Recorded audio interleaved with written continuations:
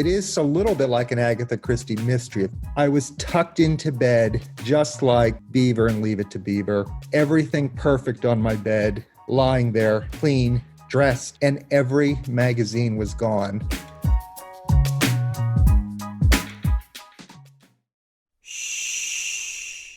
Welcome to the Secret Life Podcast. Tell me your secret. I'll tell you mine.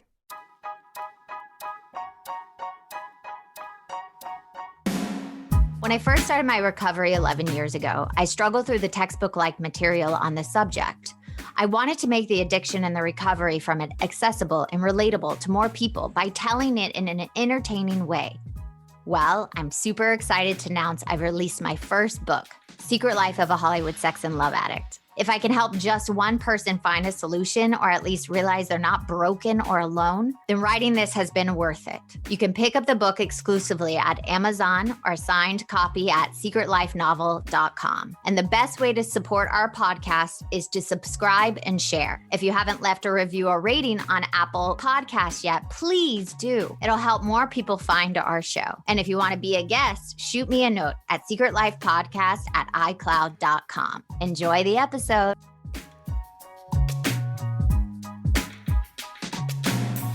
Welcome to Secret Life Podcast. I'm Breanne Davis-Gant. Today I'm pulling back the curtains of all kinds of human secrets. We'll hear about what people are hiding from themselves or others. You know, those deep, dark secrets we probably want to take to our grave, or those lighter, funnier secrets that are just plain embarrassing. Really, the how, what, when, where, and why of it all. Today, my guest is Spencer. Now, Spencer, I have a question for you. Dun, dun, dun. What is your secret? My secret. Well, I want to start by saying that I'm 59 years old and I'm gay, and that is important for this scenario. And for years, people being gay have asked me, you know, especially younger friends, how did you come out? You know, there's usually a story, and it often involves people painfully sitting down with their parents, or it could involve something that happens with a guidance counselor at school, or it could be much more, there's just a lot of different varieties I've heard over the years, and they're painful ones as well, of course. However, if you go back in time, Take yourself way back in time. If you go back in time, and the year is 1979, and growing up in a sort of leafy, green, conservative, well-heeled kind of suburb of New York, you know, gay wasn't, I don't know if I was innocent, or I don't know if my parents made us that, whatever, but gay wasn't something that was really an option or discussed. Right. And so my funny coming out story, and it's funny and not funny and a little lurid for your guests, for your listeners, is first of all, I want to say how I felt at the time. I wasn't gay in 1979. Let's be...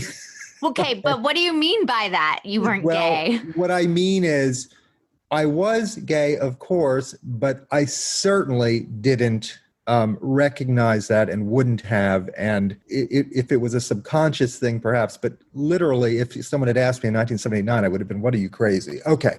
So wait. That is so fascinating to me that you never had an inkling at all. I don't know, inkling. There was probably something. Well, the story will reveal some of the issues here, which some of your listeners may relate to, but I certainly officially and consciously and whatever would have been a straight guy dating women and this, that, or the other thing. However, I had a weird secret. And my weird secret was, drum roll, despite that lovely little straight boy living in this wonderful little town and wonderful family, almost like Leave It to Beaver, I discovered in Paris pornography. Ooh. Okay. Pornography. Now, this is long before all the stuff today on internet and this, that, and the other thing. It just didn't exist then, of course. So you have to go back in time. If you were curious about sex in my environment that I grew up in, well, that would have been magazines. Yeah. And I discovered magazines with naked men in them in Paris. And I started, not like with any purpose, but I started to collect them, and I got quite a collection going. And then when I came back to the United States, it took a lot of work because it wasn't like you just ran down to a magazine shop and bought these. I had to like get in a car with my new license and drive into the depths of the boroughs of New York, Brooklyn, and Queens and find these little dirty magazine stores. And I would get some girly magazines too, but I always managed to pick up some of these guy magazines. All right. So did you have a closet, like a secret closet? Where'd you put the magazines? Well, here you're so good. Sorry, I'm jumping ahead. My fault. So imagine coming home with suitcases and or stashes these magazines over some time, maybe over a couple of years. And what I did, it's amazing how clever teenagers are. I cut a small 8-inch, say, slice in my box spring of my bed, and I stored all my magazines in the box spring. Okay, so crafty. Out of all the places, I wouldn't have chose the box spring of your mattress. Well, because it just never. I made my own bed. All us kids had to do that, and you never got into a box spring, even if someone else made the bed. So it was sort of safe, and I had all these magazines tucked in there. Okay, one day. Now here's the coming out part of this.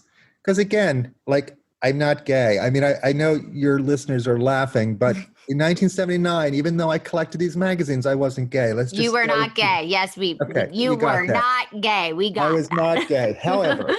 However, there was one evening I came back from New York. I was probably 18 or 19.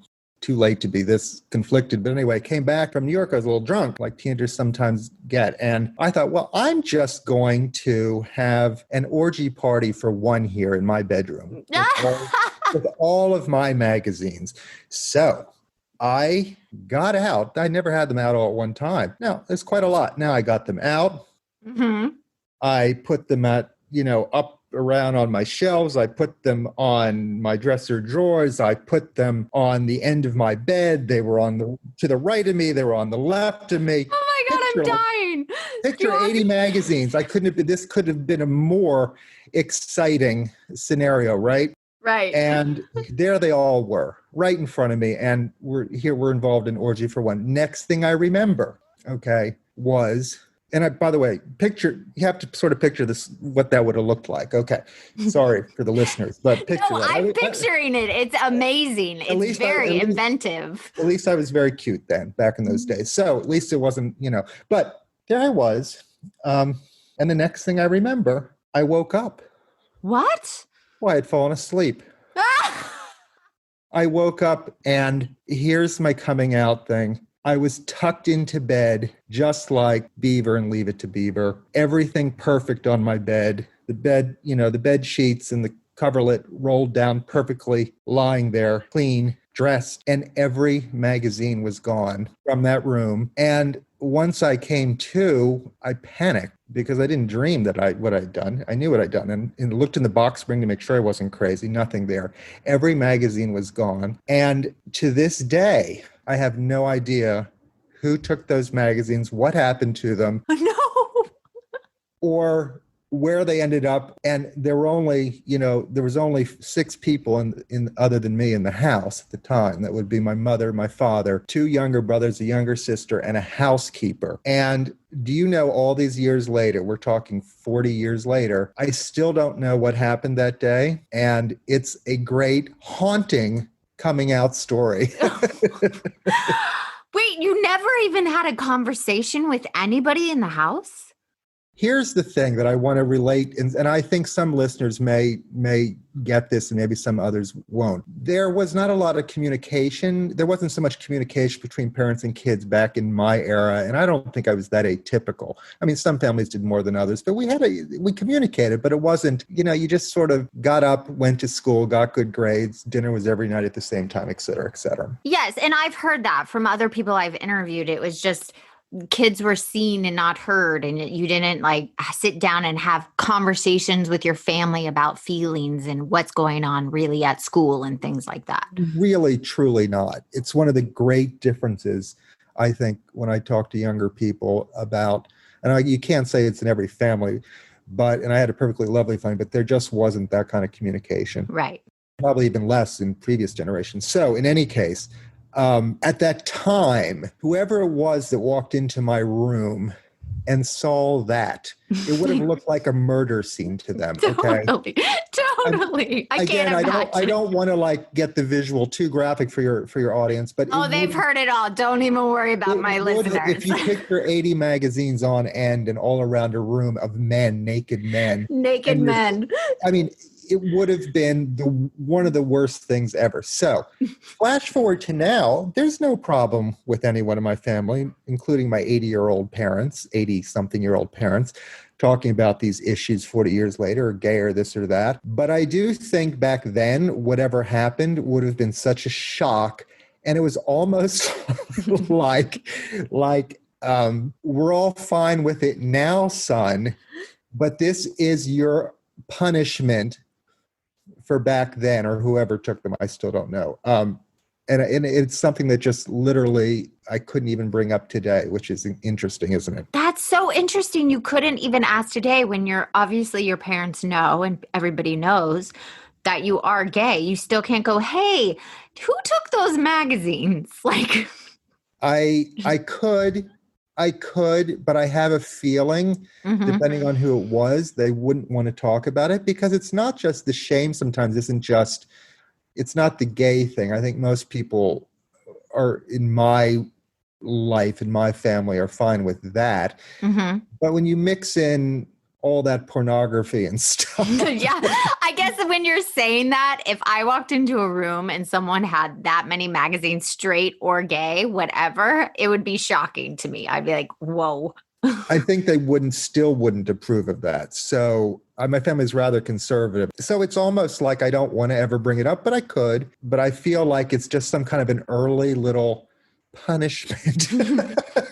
And I just live with it. Although at the time, I have to say, I was haunted by that scenario for years. I know, but here, can you just explain to us the moment you're like going downstairs to breakfast after that night and did you like try to decipher who it was? Like looking at them, who's looking at me funny? I did what I don't remember. What I do remember doing in a panic, and again, this is something that people can relate to when you have a panic situation. That was a true panic situation where I do remember somehow, without people having to sneak, going out and looking in all the garbage cans. Then I drove downtown in this suburb we lived in, where all the trash bins were behind all the stores, because I knew all those magazines had to be dumped somewhere. And it's not like I was looking for them to have them. I was looking for them to try to figure out and have closure on what happened. It doesn't really make a lot of sense, does it? But I had to find those magazines, and it's a lot of stuff to get rid of. And I never could find them. So I don't know what happened to them. They weren't obviously in the house. I would have found them. They were taken away from the house and dumped somewhere. I'm like jonesing to know who it is. I'm like begging you to please ask so you can come back on and tell us how it went, how your conversation went with them. Well, everyone's still alive, and except for the housekeeper.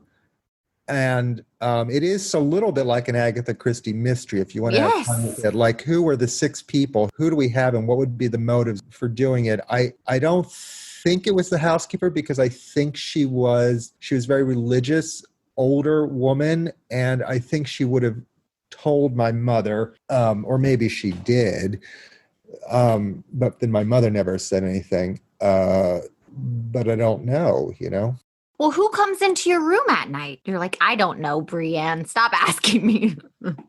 There are all these questions. I can't, because I was home late and because I woke up late. It wouldn't have been, first of all, my bedroom was on the first floor. And so there was a lot of traffic. I had an odd bedroom that had been changed from a sort of library study into a bedroom. So I wasn't, and I think I just slept in too late, and somebody, no doubt. But I really don't know. I don't know. This is like the mystery of the year right now. 1979.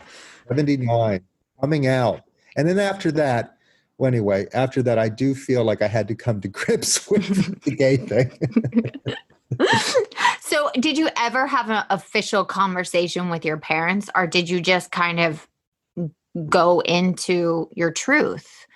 Another thing that it goes along with this, it's so funny. There was never that. It just oozed out over time. But I will say that after that incident, what I didn't do was I didn't sit down and have a conversation about it like people do, maybe more mature people do.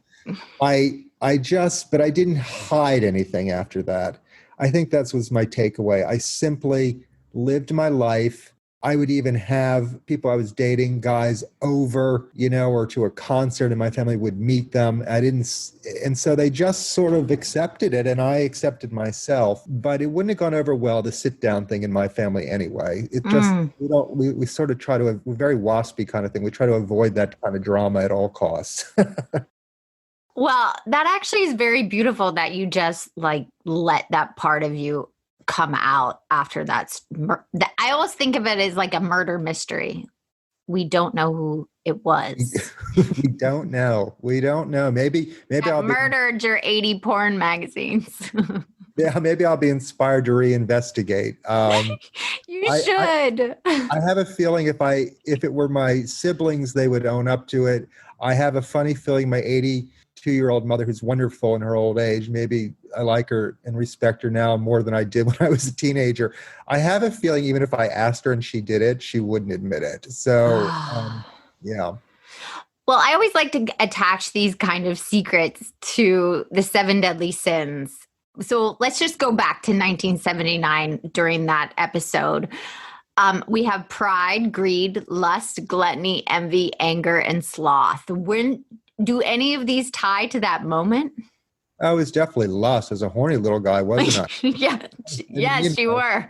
Why do I have to have 80 magazines to look? I mean, it's really just over. And maybe gluttony should go. Gluttony. I was about to say gluttony.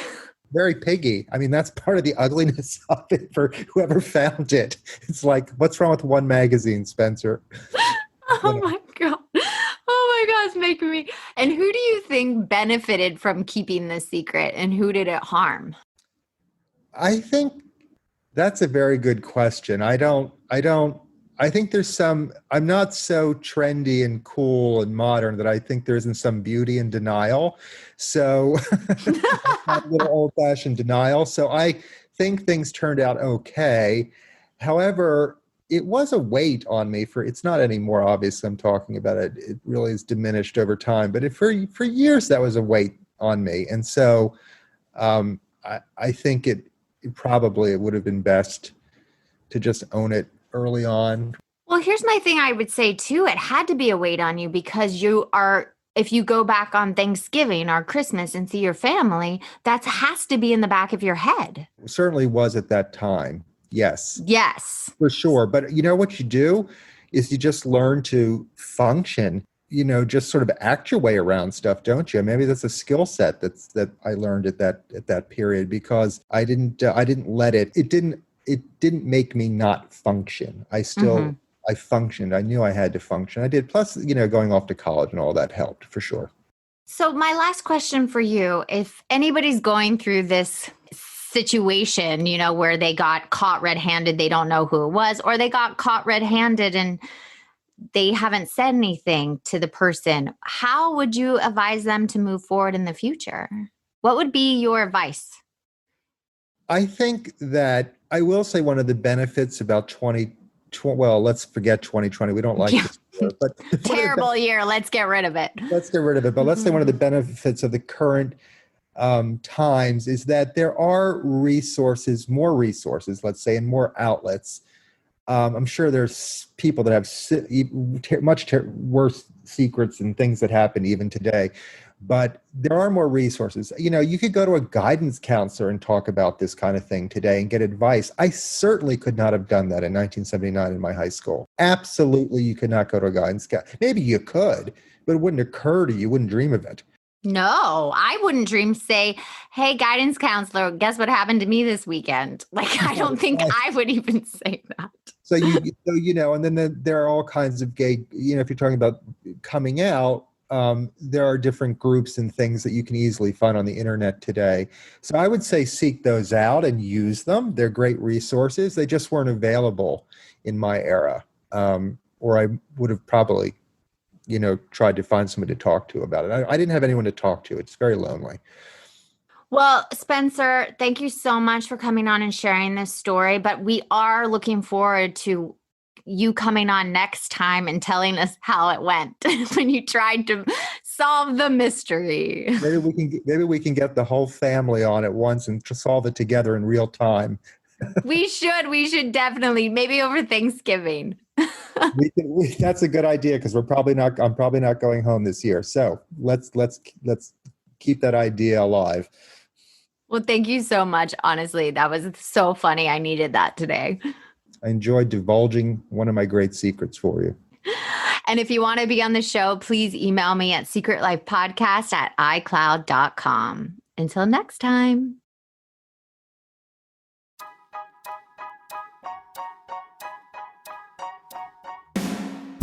Thanks again for listening to the show. Please subscribe, rate, share, or send me a note at secretlifepodcast.com. And if you like to check out my book, head over to secretlifenovel.com or Amazon to pick up a copy for yourself or someone you love. Thanks again. See you soon.